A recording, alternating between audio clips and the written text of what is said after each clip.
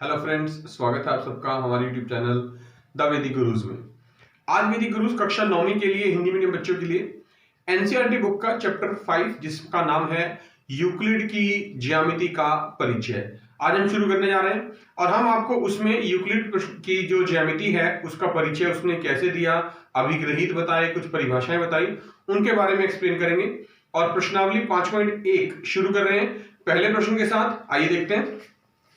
लिखा है पहले प्रश्न में, निम्नलिखित कथनों में से कुछ कथन दे रखे हैं, हमें बताना है कौन से कथन सत्य हैं और कौन से कथन असत्य हैं, मतलब ठीक या गलत बताने हैं। और उत्तर के लिए वो कह रहा है कारण दीजिए। पहला जो कथन है वो लिखा है, एक बिंदु से होकर केवल एक ही रेखा खींची जा सकती है।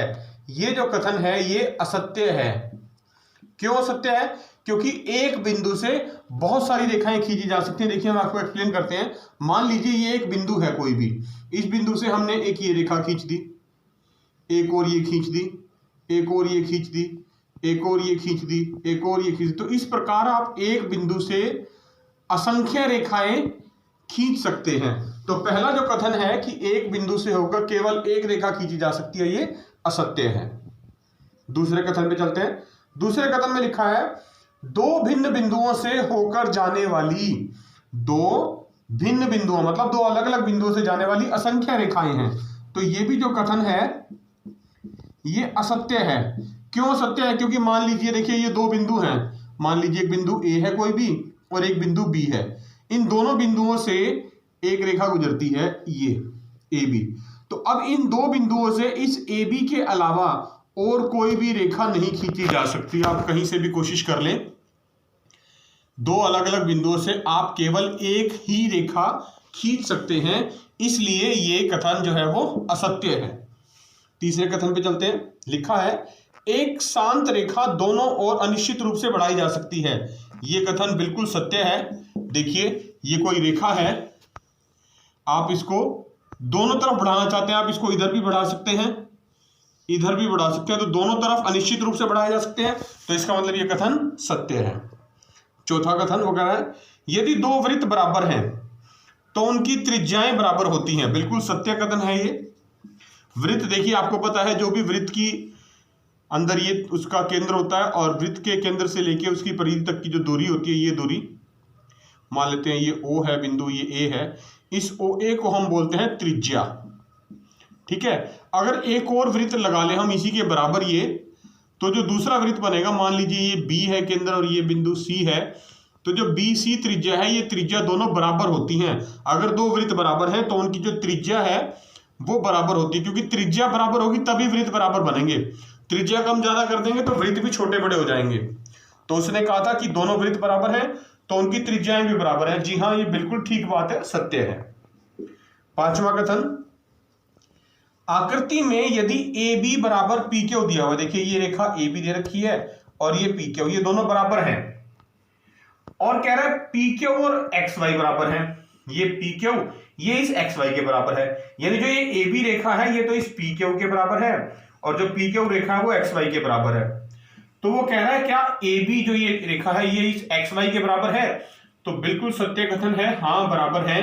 क्यों बराबर है? क्योंकि यूक्लिड की अभिग्रहित के अनुसार अगर दो वस्तुएं ए बी और पी क्यू, ये दोनों रेखाएं ए बी बराबर है पी क्यू और पी क्यू बराबर है एक्स वाई, एक्स वाई के बराबर है, दोनों एक ही रेखा के बराबर हैं, तो वो दोनों भी आपस में बराबर होती हैं। देखिए जो पी क्यू रेखा है, ये जो पी क्यू रेखा है बीच वाली, ये इस ए बी के भी बराबर है, और ये जो पी क्यू रेखा है बीच वाली, ये इस एक्स वाई के भी बराबर है। यानी ये दो वस्तुएं हैं ए बी और एक्स वाई, ये दोनों पी क्यू के बराबर हैं। इसका मतलब ये दोनों ए बी और एक्स वाई भी आपस में बराबर होंगी। ये कथन बिल्कुल सत्य है। दूसरा प्रश्न है प्रश्नावली 5.1 का। लिखा है, निम्नलिखित पदों में से प्रत्येक की परिभाषा देनी है। क्या इनके लिए कुछ पद ऐसे हैं जिन्हें परिभाषित करने की आवश्यकता है? वे क्या हैं और इन्हें कैसे परिभाषित किया जा सकता है? तो देखिए जो सबसे पहला पद है हमारे पास वो है समांतर रेखाएं। तो समांतर रेखाएं आपको पता है वे रेखाएं होती हैं जो आपस में कभी नहीं मिलती और उनके बीच की जो दूरी होती है वो हमेशा समान होती है। तो परिभाषा कैसे लिखेंगे? दो सीधी सरल रेखाएं जिनमें कोई भी बिंदु उभयनिष्ठ ना हो। उभयनिष्ठ का मतलब होता है कॉमन ना हो। देखिए हम बना के दिखा रहे हैं आपको। एक मान लीजिए मैंने ये लगा ली रेखा सीधी, और एक बिल्कुल इसके समांतर, ये दो समांतर रेखाएं हैं। इनके जो बीच की दूरी है वो हमेशा समान रहेंगी, और इनको जितना मर्जी बढ़ा लें, चाहे इस दिशा में या इस दिशा में, कभी आपस में ये मिलेंगी नहीं मतलब इनमें कोई भी बिंदु उभयनिष्ठ नहीं होगा। तो ये जो रेखाएं होती हैं ये समांतर रेखाएं कहलाती हैं। ठीक है। दूसरी है हमारे पास पद लंब रेखाएं। दो रेखाएं जो भी हैं, दो रेखाओं में से यदि एक रेखा दूसरी रेखा पर 90 डिग्री का कोण बनाती है। कितने डिग्री का कोण बनाती है? 90 डिग्री का। किस प्रकार? देखिए बना के दिखाते हैं। मान लीजिए कि ये रेखा है और एक दूसरी ये रेखा है। ठीक है। ये दोनों रेखाएं आपस में यहां पर जो कोण बनाती हैं, ये 90 डिग्री का अगर है, अगर 90 डिग्री का इधर है तो इधर भी 90 डिग्री का होता है दोनों तरफ। ये 90 डिग्री का कोण बनाती हैं, तो ये रेखाएं आपस में लंब रेखाएं कहलाती हैं। ये आकृति आप इस प्रकार भी बना सकते हैं। मान लीजिए कि ये रेखा है और दूसरी ये रेखा है, तो यहां पर भी देखिए ये 90 डिग्री का कोण बनता है, तो ये दो रेखाएं भी जो है आपस में लंब रेखाएं कहलाती हैं। तीसरी परिभाषा है हमारे पास, जो तीसरा पद है वो है रेखाखंड। वह सीधी रेखा जिसके दोनों सिरे बिंदु होते हैं। बिंदु मतलब उनको आगे नहीं बढ़ाया जा सकता, रेखाखंड कहलाता है। किस प्रकार? मान लीजिए एक ये बिंदु है, हमने इस बिंदु से एक ये रेखा लगा दी और यहां पर रोक दिया, ये दूसरा बिंदु है। तो ये एक रेखा है, सीधी सरल रेखा, इसके दोनों सिरे, ये वाला सिरा और ये वाला सिरा, एक बिंदु है, ये बिंदु हो गया यहां पर और एक ये बिंदु हो गया। तो ये जो रेखा बनी है इसका नाम रख सकते हो आप ए बी। ये क्या है? एक रेखाखंड है। क्या है? रेखाखंड, क्योंकि इसके जो दोनों सिरे हैं वो बिंदु हैं। पद है जिसको हमने परिभाषित करना है वो है वृत्त की त्रिज्या। वृत्त की त्रिज्या क्या होती है? वृत्त के केंद्र से वृत्त तक खींचा गया रेखाखंड। देखिए मान लीजिए ये वृत्त हम बना लेते हैं, यहां पर एक ये वृत्त बना लेते हैं। ये वृत्त है, इसका ये केंद्र है, मान लेते हैं O।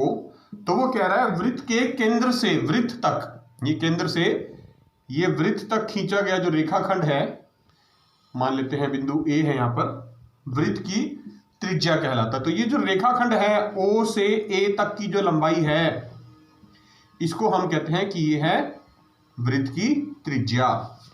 इसी प्रकार चौथा, जो अगला पांचवा हमारे पास पद है, आखिरी अंतिम पद, वो है वर्ग। एक ऐसा चतुर्भुज मतलब जिसकी चार भुजाएं होती हैं, जिसकी सभी भुजाएं बराबर हों और सभी कोण समकोण मतलब 90 डिग्री के हों, वो वर्ग कहलाता है। तो मान लीजिए एक चतुर्भुज बनाना है जिसकी चार भुजाएं हैं। देखिए हम बना रहे हैं यहां पर इस प्रकार, ये हमने एक चतुर्भुज बना दिया, नाम लिख देते हैं ए बी सी डी। इसकी ये चारों भुजाएं जो है आपस में बराबर हैं और प्रत्येक कोण, ये जो चारों कोण हैं इसके, यहां पर एक कोण बन रहा है, यहां पर एक कोण बन रहा है, यहां पर एक कोण बन रहा है और यहां पर एक कोण बन रहा है। ये जो चारों कोण हैं इसके प्रत्येक कोण समकोण मतलब 90 डिग्री के हैं। तो ये चतुर्भुज जो है एबीसीडी एक वर्ग है। ये तीसरा प्रश्न कर रहे हैं प्रश्नावली 5.1 का। नीचे दी हुई दो अभिधारणाओं पर विचार कीजिए। दो विधारणाएं हैं, एक एक करके करते हैं। पहले वाली करते हैं, पहले लिखा है दो भिन्न बिंदु ए और बी दिए रहने पर एक तीसरा बिंदु सी ऐसा विद्यमान है जो ए और बी के बीच में स्थित होता है। यह पहली अभिधारणा है। दूसरी है यहां कम से कम ऐसे तीन बिंदु विद्यमान हैं कि वे एक रेखा पर स्थित नहीं है। प्रश्न पूछा गया है क्या इन अभिधारणाओं में कोई अपरिभाषित शब्द है? अपरिभाषित जिसकी परिभाषा हमें नहीं दे रखी, जो हमें ठीक से स्पष्ट नहीं है, समझ में नहीं आ सकता, वो है ये ए और बी के बीच। तो आप यहां लिख देंगे ए और बी के बीच। ये हमें पहली अभिधारणा में दिया हुआ है। ये जो शब्द है ये पूर्णतया परिभाषित नहीं है, आप लिख देंगे पूर्णतया परिभाषित नहीं है, क्योंकि ए और बी के बीच में बताया नहीं कहां पर है। दूसरा प्रश्न है, क्या ये अभिधारणाएं अविरोधी हैं? हाँ, बिल्कुल अविरोधी हैं। तीसरा, क्या ये यूक्लिड की अभिधारणाओं से प्राप्त होती हैं? नहीं, ये यूक्लिड की अभिधारणाओं से प्राप्त नहीं होती। लिख देंगे आप, ये यूक्लिड की अभिधारणाओं से प्राप्त नहीं होती। कैसे प्राप्त होती है? फिर देखिए लिखा है, पहले भाग में लिखा था दो बिंदु ए और बी। मान लीजिए एक बिंदु ये है ए और एक बिंदु ये है बी दिए हुए हैं। इनको अगर मैं मिला दूं एक सीधी रेखा से, मान लीजिए ए और बी को हम मिला देते हैं, यहां मिला दिया हमने ए और बी को, तो इनके बीच में असंख्य बिंदु हैं। कितने बिंदु हैं? असंख्य बिंदु लगा सकते हैं आप दो बिंदुओं के बीच, ए और बी के बीच में सरल रेखा पर। तो इनमें से कोई भी एक बिंदु को आप सी मान सकते हैं। ये भी बिंदु सी हो सकता है, ये भी सी हो सकता है, ये भी सी हो सकता है, ये भी सी हो सकता है। तो इन दो बिंदुओं के बीच में, ए और बी के बीच में असंख्य बिंदु ऐसे हो सकते हैं जिसको हम तीसरा बिंदु सी मान सकते हैं। तो आपने ये लिख देना है, दो बिंदुओं, लिख के बता देते हैं, ए और बी के बीच में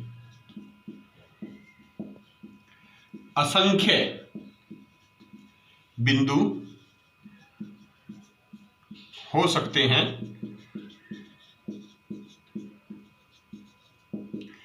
जिनमें से किसी भी एक बिंदु को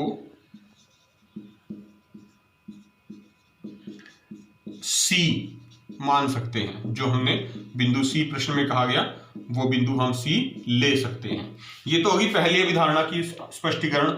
दूसरी अभिधारणा में लिखा था, कम से कम ऐसे तीन बिंदु हैं जो एक सरल रेखा पर स्थित नहीं है। नहीं शब्द का इस्तेमाल किया गया। तो देखिए, मान लीजिए दो बिंदु होते ए और बी, तो इनको तो हम सरल रेखा से जोड़ देते, है ना, एक ही रेखा पे आ जाते। तो हमें एक बिंदु और चाहिए, तीसरा ऐसा जो यहां पर भी हो सकता है, यहां भी हो सकता है, यहां भी हो सकता है, यहां भी हो सकता है, ताकि ये तीनों जो है वो सरल रेखा में ना आए।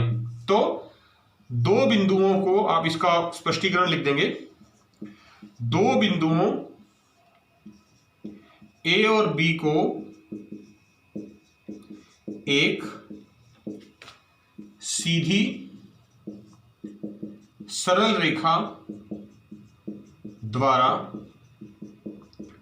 जोड़ा जा सकता है। दो बिंदुओं को तो जोड़ा जा सकता है, हमने जोड़ के दिखाया अभी, जोड़ा जा सकता है। इसलिए हमें तीन चाहिए, कम से कम तीन बिंदु चाहिए। तीन बिंदुओं की आवश्यकता है, कम से कम तीन बिंदुओं की आवश्यकता है जो संरेख शब्द का इस्तेमाल कर रहे हैं। संरेख कौन से होते हैं? एक सरल रेखा में होते हैं, जो एक सरल रेखा में ना हो, क्योंकि हमें नहीं शब्द का प्रयोग किया गया था। तो हमने तीन बिंदु चाहिए जो कम से कम एक सरल रेखा में ना आए। चौथा प्रश्न कर रहे हैं, प्रश्नावली 5.1 का लिखा है, यदि दो बिंदुओं ए और बी के बीच एक बिंदु सी ऐसा स्थित है कि ए सी और बी सी दोनों बराबर हैं। मान लीजिए एक बिंदु ए है यहां पर, और एक रेखा खींच लेते हैं, सरल रेखा, ये है बिंदु बी यहां पर। इनके बीच में एक बिल्कुल बीचों बीच बिंदु सी लेना है। ए सी इस प्रकार लेना है कि ये जो ए सी है ये, और ये जो बी सी है, ये दोनों बराबर हैं। ये हमें प्रश्न में दिया गया है कि ए सी बराबर बी सी है। सिद्ध करना है कि ए सी बराबर 1/2 ए बी होना चाहिए। क्या सिद्ध करना है? हम लिख देंगे, सिद्ध करना है AC बराबर 1/2 AB, ये हम सिद्ध करना चाहते हैं। कहा गया है एक आकृति खींचकर इसे स्पष्ट कीजिए। तो देखिए आकृति हमने बना दी है, ये AB बना दिया, बीचों बीच बिंदु C ले लिया। लिखेंगे दिया है, क्या दिया गया है कि AC जो है वो BC के बराबर है, ये और ये दोनों बराबर हैं।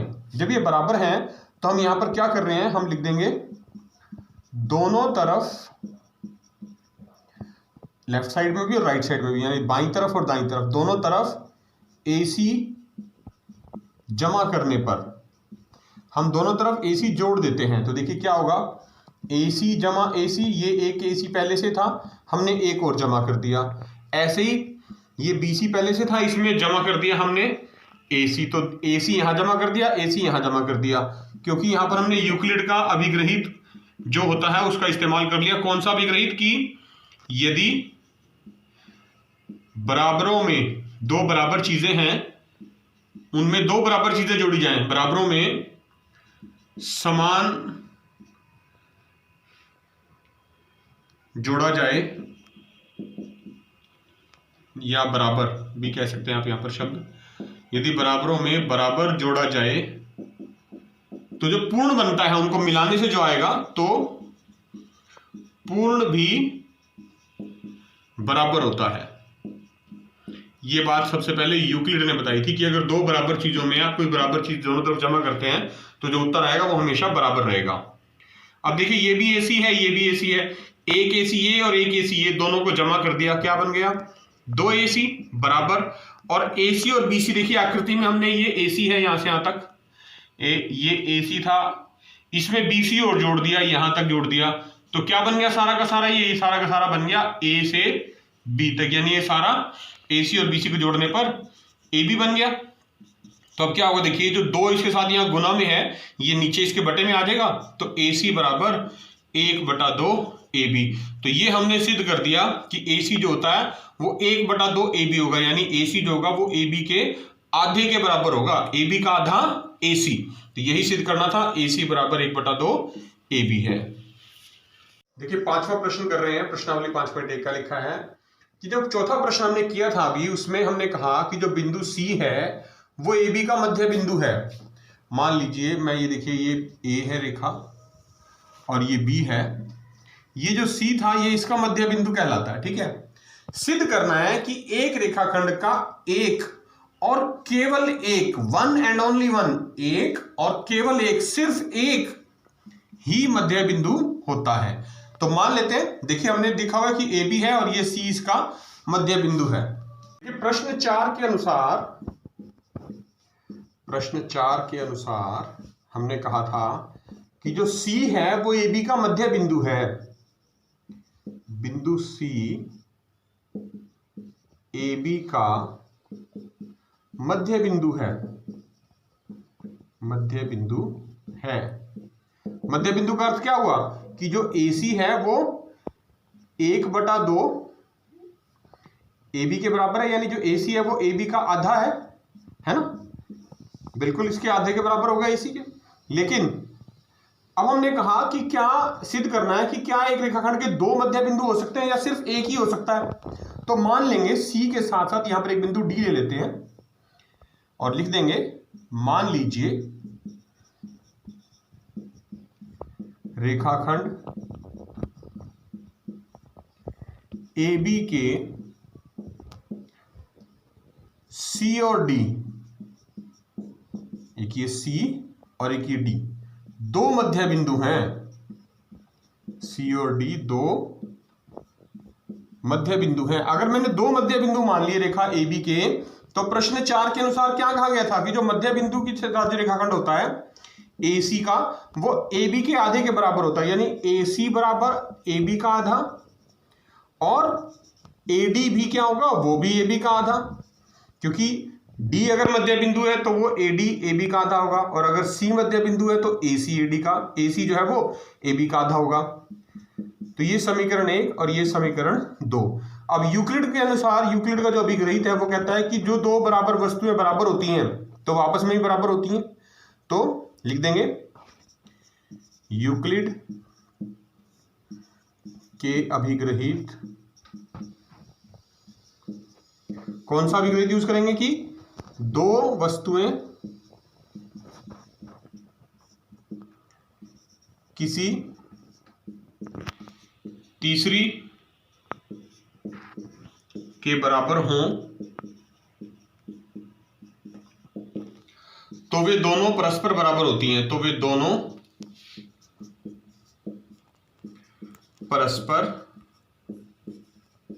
बराबर होती हैं। तो देखिए यहां किस प्रकार लगेगा, यहां पर दो वस्तुएं हैं हमारे पास, एक तो है AC, ये भी AB के आधे के बराबर है, और दूसरी है AD, ये भी AB के आधे के बराबर है। तो इसका मतलब क्या हुआ कि जो AC है वो AD के बराबर हुआ। AC और AD बराबर कब हो सकते हैं, ये देखिए ये AC है, यहां पर ये AC है और ये AD है, यहां पर ये दोनों बराबर नजर तो नहीं आ रहे, पर हमने सिद्ध कर दिया कि ये दोनों बराबर हैं। ये दोनों बराबर तभी हो सकते हैं जब बिंदु C और बिंदु D एक ही बिंदु पे हो, यानी यहां कहीं हो, संपाती हो, मतलब बिंदु D भी यहां पे आ जाए और बिंदु C भी यहां पे आ जाए, दोनों एक ही जगह पे पहुंच जाएं, मतलब संपाती हो। तो आप यहां लिख देंगे यह तभी संभव है जब बिंदु C और D संपाती हो, मतलब एक ही स्थान पर हो, संपाती हो। तो देखिए हमने लिख दिया। तो इसका अर्थ क्या हुआ, इसका अर्थ हुआ, इसका अर्थ है कि एक रेखाखंड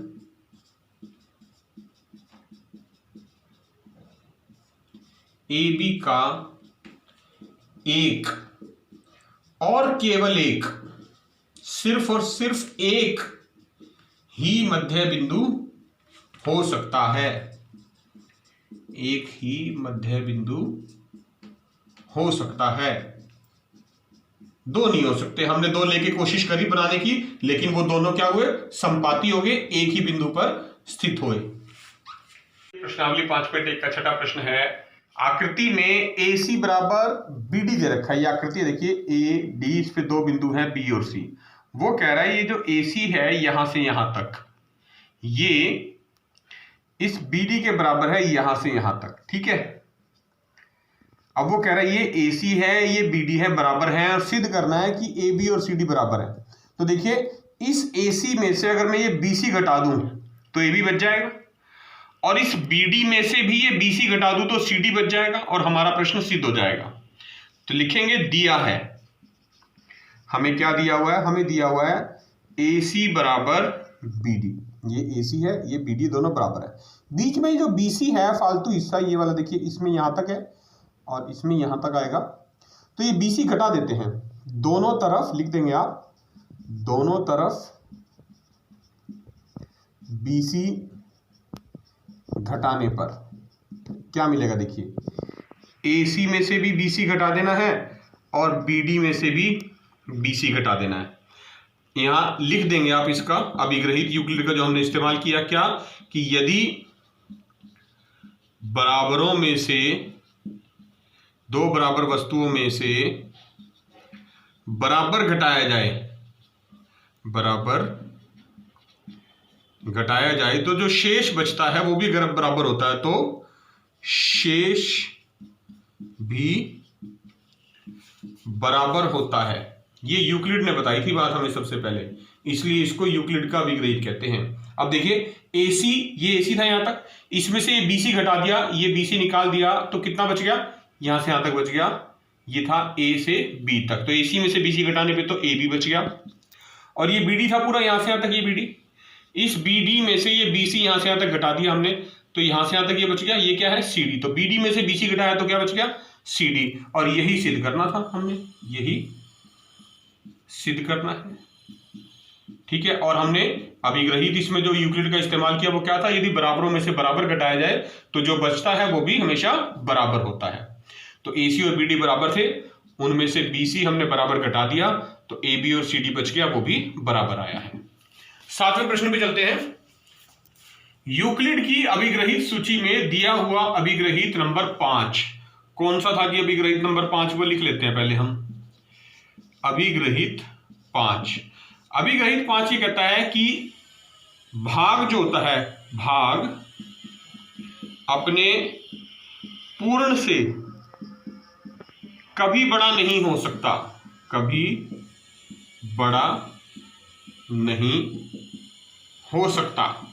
या इसको दूसरे शब्दों में आप इस प्रकार भी कह सकते हैं कि पूर्ण जो होता है, कंप्लीट जो होता है, पूर्ण हमेशा अपने भाग से बड़ा होता है। पूर्ण हमेशा अपने भाग से बड़ा होता है। इसका मतलब क्या हुआ? देखिए, मान लीजिए ये कोई हमारे पास एक वृत्त है, हमने एक वृत्त ले लिया, ये पूर्ण है, पूरा का पूरा है। अब ये जो पूर्ण वृत्त है, ये अगर मैं इसका एक छोटा भाग लूं, ये इतना सा भाग ले लिया मैंने इसका, मान लीजिए दूसरे रंग से दिखा लेते हैं, ये काले रंग से दिखा दिया, देखिए हमने ये भाग ले लिया इसका छोटा।